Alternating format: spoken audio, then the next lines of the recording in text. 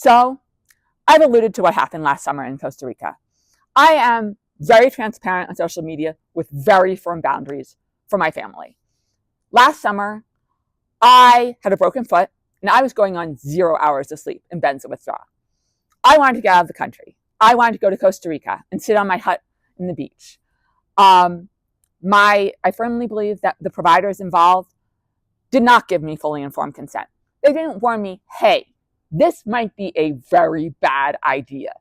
What happened in Costa Rica? No, I was so excited. I rented a 4x4. There was a river. No, okay. The road was out. Oh, I'll hire somebody to help me get across the river. I sat there for days. I didn't think I was going to get out of Costa Rica alive. At some point, my provider asked me, hey, are you having bad thoughts? I said, okay, yes. I was not a severe health risk, but no, she had hire somebody to get me out of Costa Rica. And yes, I'm very glad I got out of Costa Rica alive. I have a publicist. I speak very publicly with a professional website and a charity because I want other people to know the risks. Many people think that I should be done tapering by now. I'm not.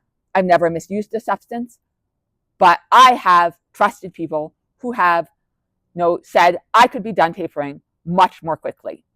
I have a lawsuit pending. There were times that I was told I could pay $500,000 to get out of benzodiazepine withdrawal more quickly. No, this was not appropriate. And I didn't pay that much, but I did pay my provider. This is a complaint that's public. So I paid her over $168K this year for things, in the records, it says, I love you. It says, the things that they say are traumatic for me beyond comprehension. Believe me, there was cursing that went down when I realized how bad the records were. But no amount of cursing can get withdrawal over with more quickly. So I remind myself that I am very, very lucky to be in Ecuador right now. And I'm doing much better out of my house and treating myself with kindness and consideration, which I think is very important for anyone. I see people on our mama's site saying, okay, I'm going to give my child ADHD medications. Do you know that there are risks from those medications? It may happen. It may not happen. Have you had that transparent conversation with your provider? In withdrawal, those medications can actually cause you to have bad thoughts. It's not that you need the medications. That's part of withdrawal. So right now, I have difficulty following TV shows and even reading as a result of being in benzodiazepine withdrawal. So I look to the positive, nature and eating, and remind myself how lucky I am, because there are many people who have been committed when they do not want to be committed.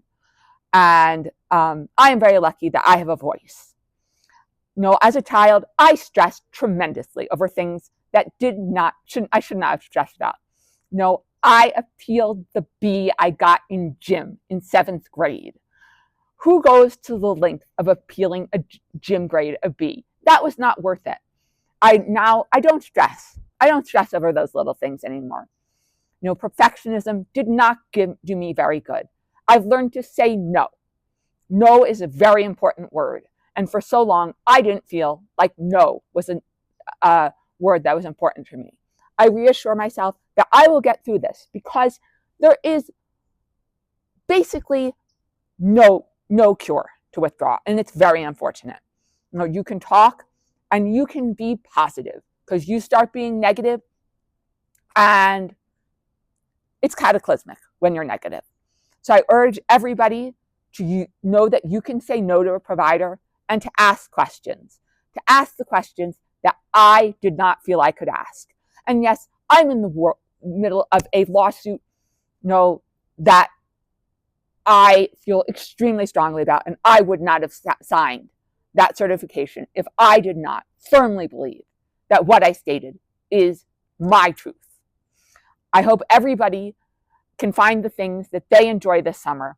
And yes, I saw Cotopaxi with a snow cap yesterday. I am super excited for the things that I'm getting to do in Ecuador. I hope everybody finds those things that they enjoy doing.